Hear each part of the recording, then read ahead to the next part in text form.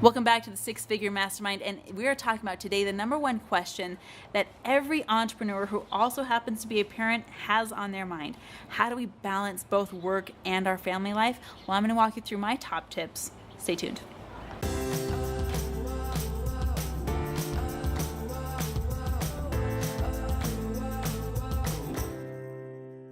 Okay, we're going to talk about the top 10 ways to balance work and family. And I have to tell you right now, this is a topic I'm insanely passionate about because I'm insanely passionate about my family and I'm insanely passionate about my work as well.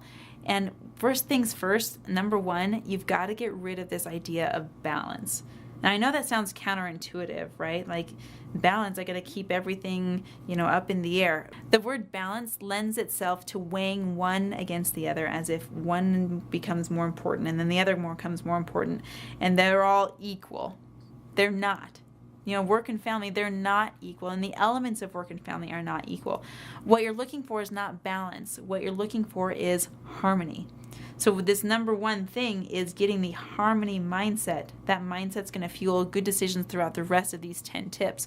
The harmony mindset means everything that I do supports everything else that I do. And when I say harmony, I want you to think of an orchestra. If you've never listened to an orchestra, go listen to one either in person or even just on an audio clip. An orchestra is composed of usually, 4 to 10 to 12 to 82 pieces that include pianos and harps and drums and violins and brass and woodwinds and all of these different elements. And all of these different elements come together to create one piece of music. The drums support the trumpets that support the violins, and each piece comes and plays their part in the perfect time. And when you think of that and you consider the harmony that you're building here in your life as being a mom and you're being an entrepreneur, a business owner, whatever it is that you do for work, you must have harmony so that everything supports everything else that you do. Number two, which is I guess really our first tool after we get that mindset down, is to keep a calendar.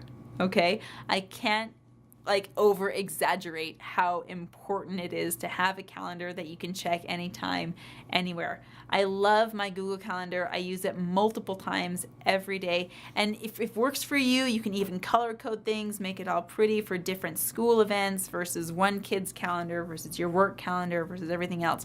But keep a calendar, keep it on you, and stick to it. Number three, prioritize your activities and schedule the most important ones on your calendar first. So if you know that the most important priority on February 17th is going to be a child's birthday, put that on the calendar first and work around that. If you know you're going to go out of town and you need to put that on the calendar and there's nothing that you can interrupt that with, put that on the calendar first. When you're prioritizing, you put the most important, not the most recent things first. Put the most important first when you're prioritizing. Number four, the power hour. I cannot over exaggerate how important this element of your day is. The power hour doesn't have to be an hour, but it does have to be first thing in the morning, first thing when you wake up. This is your nourishment for you. Without your power hour, you're going to be running on empty faster than you'd like.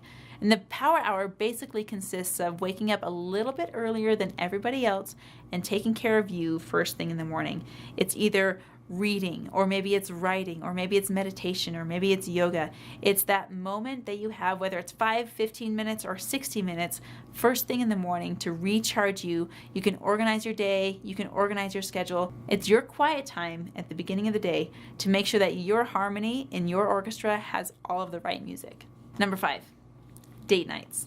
And I mean date nights for everything. Whether you're dating someone else as a spouse or as a potential spouse, or no matter what you're doing, schedule date nights for that. If you have kids, schedule date nights with your kids individually, one-on-one time. I don't care if it's a half an hour. I don't care if you do your in-home date nights. Schedule date nights. And then schedule a date night for you. Schedule some time to take out for you, whether it's reading a book outside or whether it's going to get yourself pampered. Doesn't matter what it is. You need to have those date nights set aside and prioritize, remember, in your schedule so that nothing overlaps that.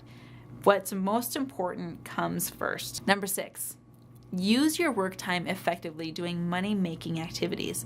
If you find that you're doing busy work in your business, it may be time to hire that busy work out so that you can spend your time doing money-making activities.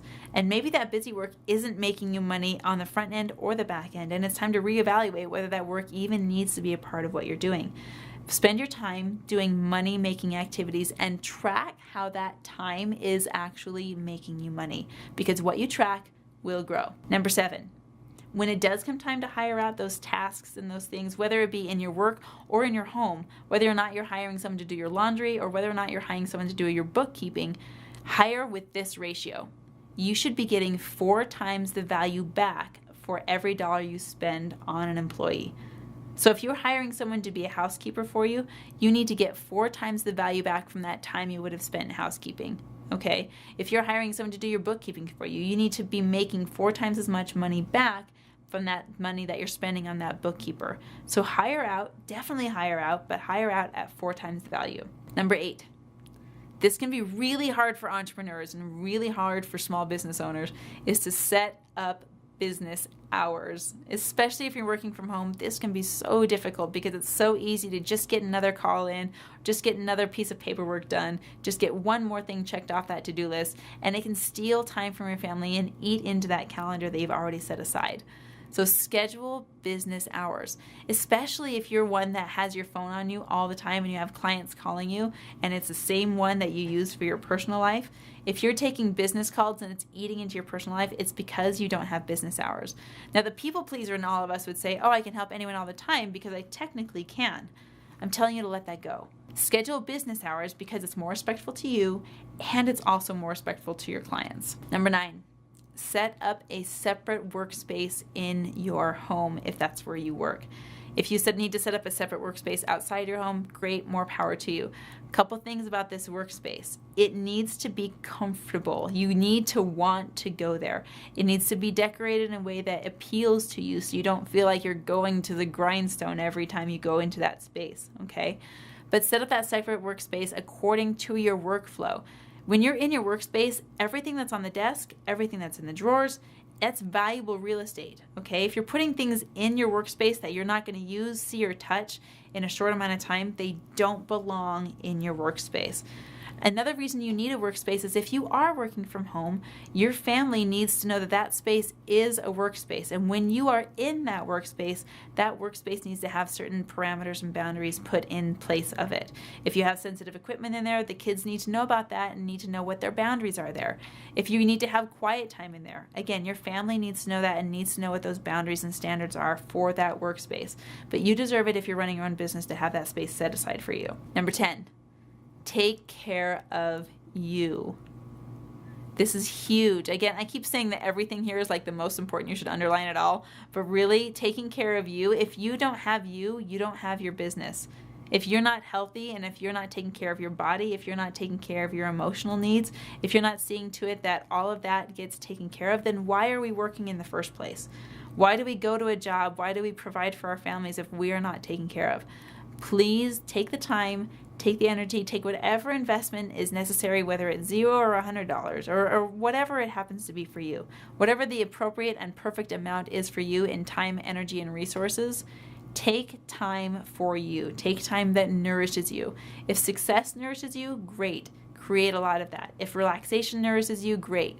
Create the appropriate amount of that. Create all the appropriate inlets of relaxation, rejuvenation, and success for you in your business. Track it if you need to. Know what it is. Write down how you're doing. Journaling is a great way to do this. When you journal your notes for the day and compare it to your productivity for the day, you will find all the loopholes where you're not taking care of yourself. Hey, thanks for tuning in today. If you haven't already, hit that subscribe button so I can send another video your way tomorrow. I'll see you then.